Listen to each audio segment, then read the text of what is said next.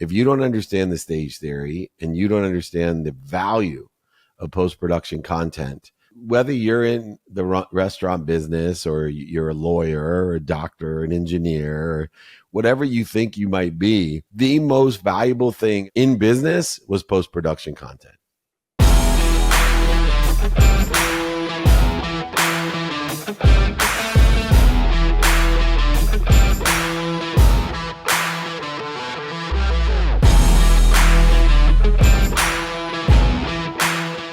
My name is Shawn Walchef. This is Inside the Coaching Call with my mentor, David Meltzer. And today, Super Bowl stage theory. David and I have been working together since pre-pandemic talking about the stage theory. So first, David is going to lay down what is the stage theory, and then we are going to get into his first time on Radio Row and what all events, especially in the restaurant space, because we do a lot of events. National Restaurant Show is coming up. I'm going to the Restaurant Leadership Conference, going to the Bar and Restaurant Show. What can all events learn from the Super Bowl? And more importantly, what can they learn from Shakespeare? David Meltzer, lay down the stage theory for us and tell me a story about your first time at Radio Row and then what you have learned versus this last time that you just went. Yeah, there's a lot to unravel there. And starting with the stage theory, Shakespeare said thousands of years ago, the whole world is a stage.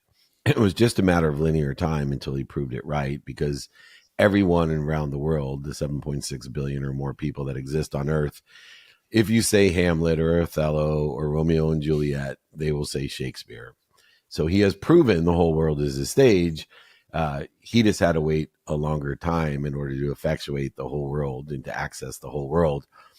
Under the concept today where it's quite apparent that the whole world is your stage, understanding that leads us to understanding that we better capture our essence like Shakespeare was capable of doing it. And as Shakespeare has been modified into all different formats today, we can anticipate the same thing in the future with what we capture, amplified through institutions, colleges, high schools, elementary schools, cartoons, and then perpetuated in its essence that continually grows the world stage of Shakespeare. And the same holds true today for every single individual, even if you own a small barbecue in Spring Valley, California.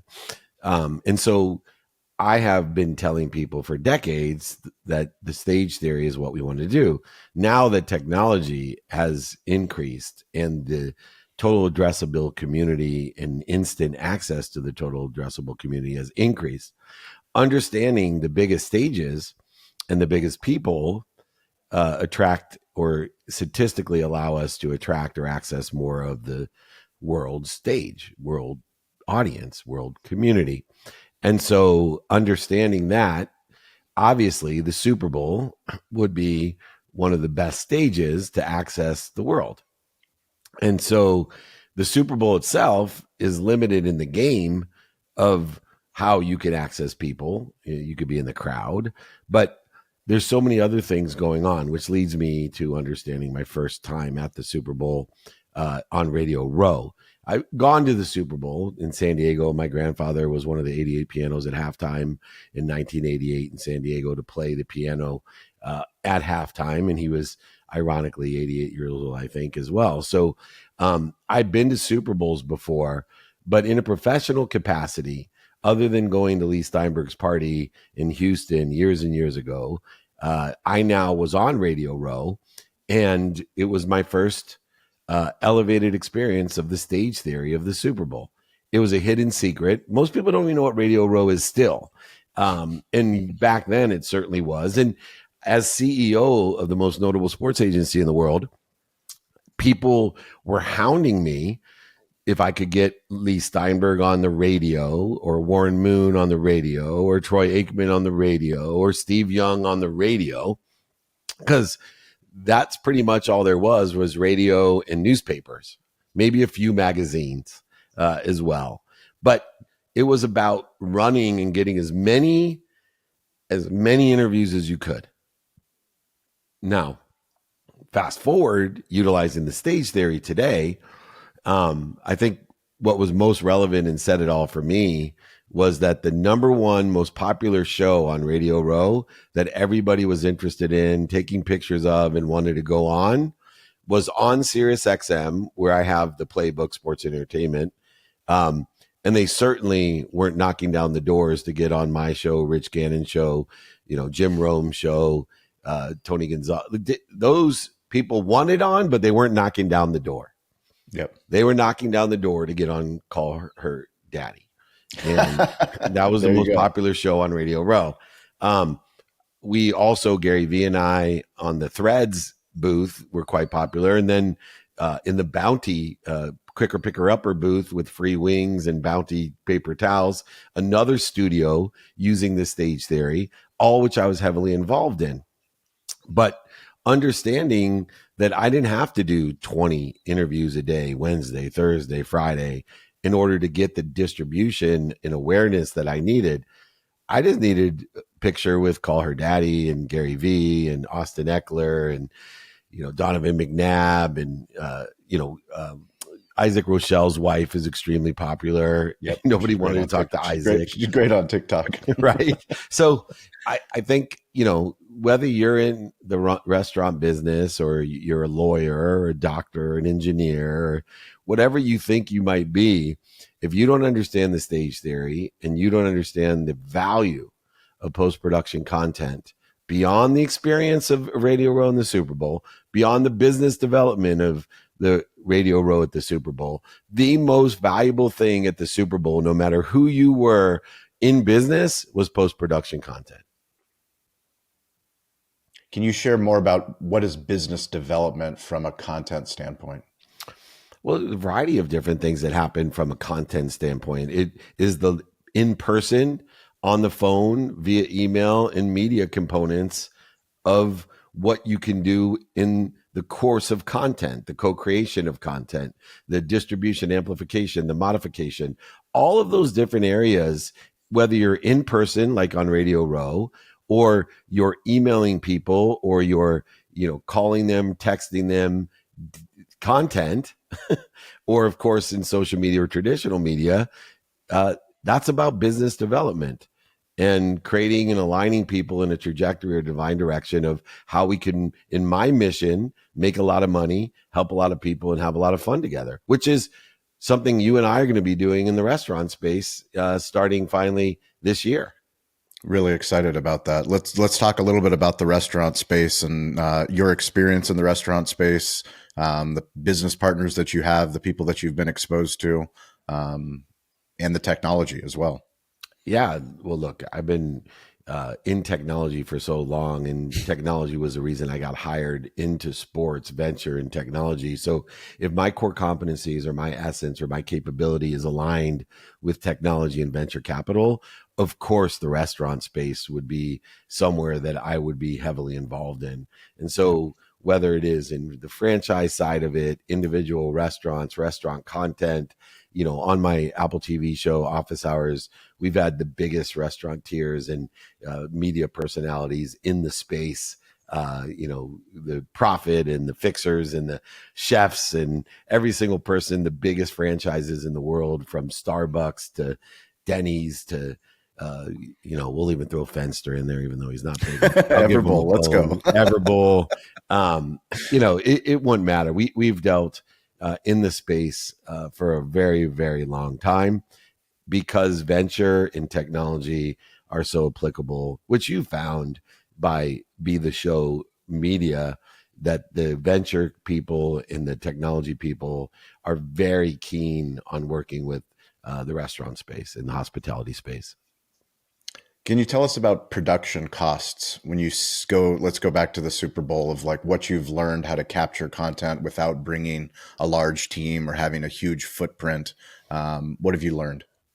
It will keep on going down. So competition will keep going up, ad spend will keep going up, but production costs will keep going down. And so the capacity of an iPhone, of a 360 digi cameras, digi mics, tracking systems, even in the studios that we have at the Wynn, in the early days doing vlogs, you knew I had a team of 5 to 10 people traveling with me Yep. everywhere to do a vlog, trained by Gary Vee. That's what D-Rock was doing, and I implemented with Jay Stone. But now Jay Stone doesn't go on the road with me because he's not needed.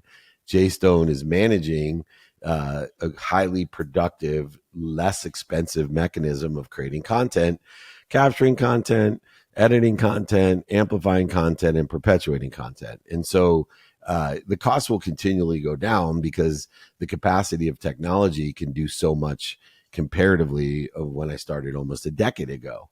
And so, understanding technology is far more important today than ever to reduce your cost of creating content. Explain to me a little bit more about the team that you brought recently. How many people were on the team? What did they do specifically? And how do you guys post produce?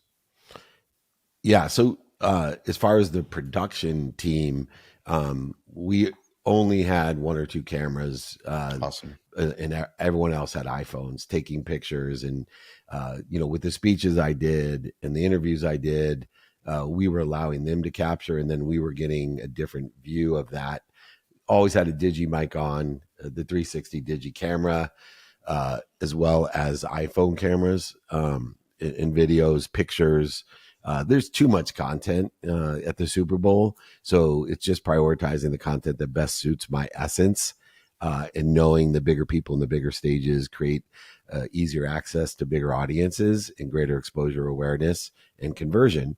And so, we had a lot of people there for experience and for business development, but not in post-production content. We didn't need very many people at all there.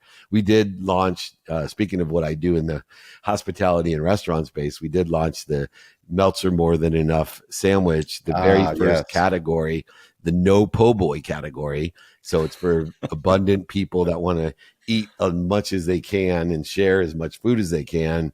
So I created my own category called the No Po' Boy. Enjoy in the 120 or so restaurants at Ike's Love and Sandwiches, the Meltzer More Than Enough sandwich. And, that was an off Radio Row production. And still, we had 1 camera, 1 digi, and a whole bunch of iPhones capturing my essence. For podcasts specific that are going to events, what advice do you have for them to get a better ROI of their experience?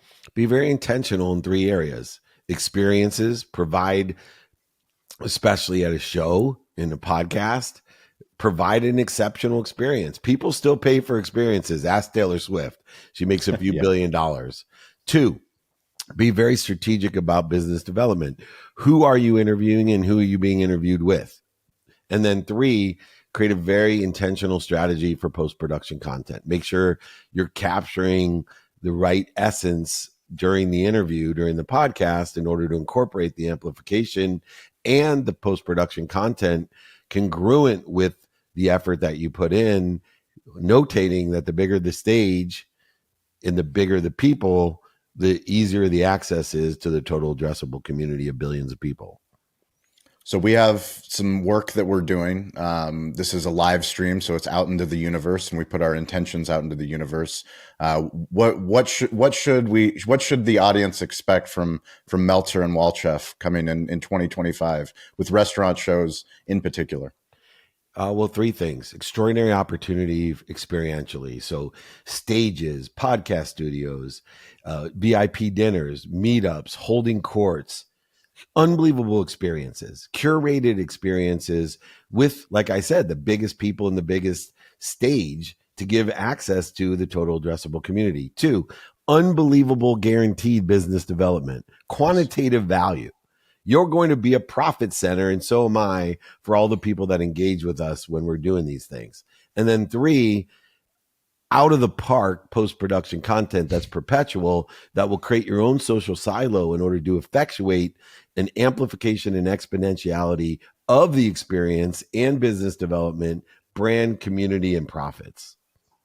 So this is 2025. Dave and I have been working together since 2020. He knows that I don't quit. I'm so excited that this is something that we're going to be working on together. Finally, the tortoise We like to be the tortoise, low and slow. We cook our barbecue like we do our media, and we do our business development. David, where's the best place for people to connect with you, learn about your Friday trainings, all the things? Yeah, well, we have a private networking group now, so you get access to me every day. Join that, and you'll be invited to the 200 cities we're in. Chairman of Napoleon Hill Institute. We have, podcast, TV shows, meetups, holding court speeches, 200 cities. Join our private networking group with one-on-one access to me, and you'll get access to everything we're doing from San Francisco to Chicago to SoFi this week to the Masters and NASDAQ and all the amazing things we do. David at dmeltzer.com. Of course, if you want my book and haven't read it yet, I will sign and send you, pay for shipping and the book. David at dmeltzer.com. Be the show, not the commercial with Shawn and I. We're going to be on the road together. Come and see us. Can't wait. Thank you, David. Appreciate it. Love you, man. Thank you. Love you too. Peace.